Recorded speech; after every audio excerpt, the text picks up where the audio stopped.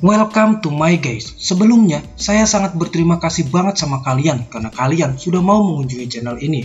Dan juga terima kasih buat kalian yang sudah mau support channel ini hingga mencapai 1000 subscribers. So, langsung aja kita mulai ceritanya. Scene pun diawali dengan Bailang dan Yihu yang terluka. Yuanxi benar-benar tidak menyangka dengan luka yang sudah diterima oleh Yihu, tapi dia masih sanggup berdiri. Dan Yihu mengatakan agar Yuanxi jangan terlalu meremehkan orang lain. Yihu juga mengatakan agar Xiaoyu dilepaskan. Yuanxi mengatakan bahwa Yihu adalah siluman harimau yang tidak tahu berterima kasih. Karena sebenarnya kekuatan Yihu itu karena kekuatan dari Yuanxi yang sudah membangkitkannya. Meskipun begitu, tapi Yihu tidak mau melayani Yuanxi.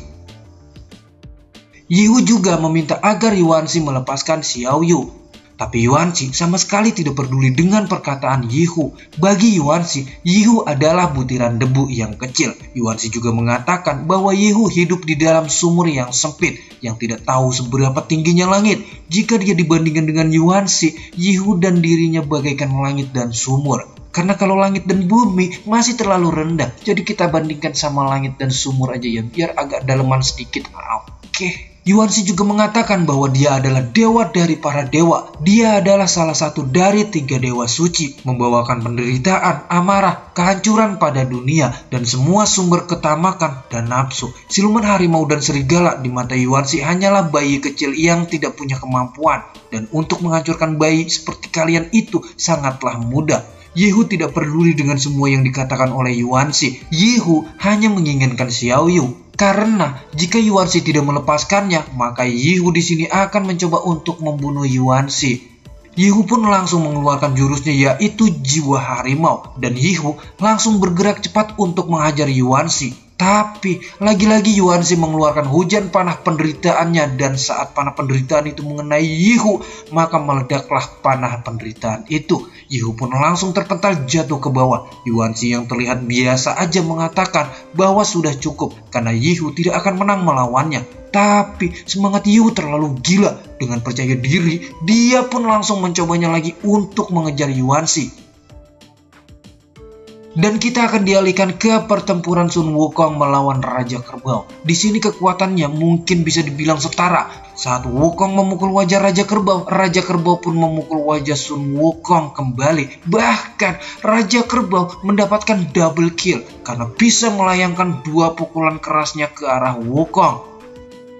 Wukong pun sedikit kesal dan langsung menghajar Raja Kerbau. Wukong mengatakan pada siluman parasit agar segera keluar karena Wukong tidak mau membunuh Raja Kerbau itu. Parasit itu pun terus memprovokasi Raja Kerbau agar Raja Kerbau segera menanduk Sun Wukong dengan sundulan tanduk kerbaunya. Walaupun Wukong terkena sundulan tanduk Raja Kerbau, tapi Sun Wukong berhasil salto ke belakang dan menghajar kepala kerbau. Kini Sun Wukong sudah berada di atas Raja Kerbau. Wukong tidak akan bisa seperti ini terus. Sedangkan siluman parasit terus menghasut Raja Kerbau untuk membunuh Sun Wukong. Karena siluman parasit sangat bahagia ketika melihat Sun Wukong terluka.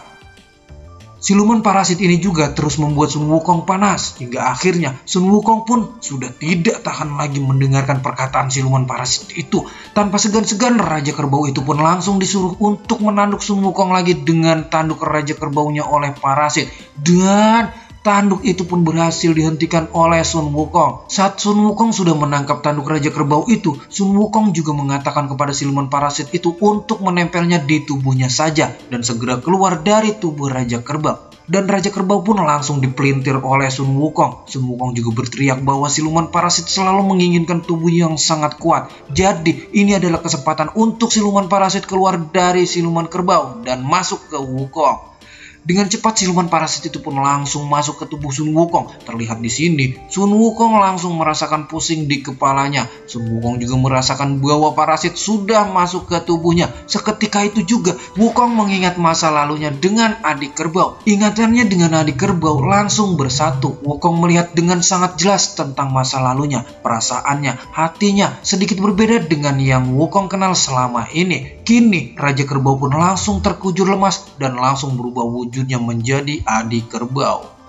Sedangkan Wukong sekarang otaknya terus dihantui oleh siluman parasit. Siluman parasit itu mengatakan bahwa Wukong adalah orang yang ceroboh. Sekarang setelah masuk ke tubuh Sun Wukong, kehidupan parasit serasa di atas puncak. Tapi bukan Sun Wukong namanya jika dia kehabisan akal dalam bertarung. Sun Wukong langsung melompat ke larva panas, merendam tubuhnya, dan juga untuk membunuh siluman parasit yang ada di tubuhnya itu. Saat itu juga siluman parasit itu pun langsung hilang, mati terkubur larva panas. Pada akhirnya, siluman parasit tetaplah siluman parasit, tak akan memiliki kemampuan lebih selain menghasut. Tubuh abadi Sun Wukong bisa menahan sepanas apapun larva itu, dan Wukong pun langsung mendekati adik kerbau dan menggendongnya. Adik kerbau pun langsung disandarkan ke sebuah batu. Wukong mengatakan sebenarnya adik kerbau ini saat sedang diam terlihat sangat manis. Sepertinya adik kerbau sangat kesepian hingga melakukan semua itu. Saat sejenak pikirannya terhubung, Sun Wukong melihat beberapa hal yang tidak pernah diperhatikan olehnya. Wukong pun langsung memanggil tongkat emasnya dan ingin meninggalkan adik kerbau. Sedangkan Sun Wukong merasakan ada aura yang sangat kuat dari arah depan. Wukong sendiri belum pernah merasakan aura yang sangat kuat sebelumnya.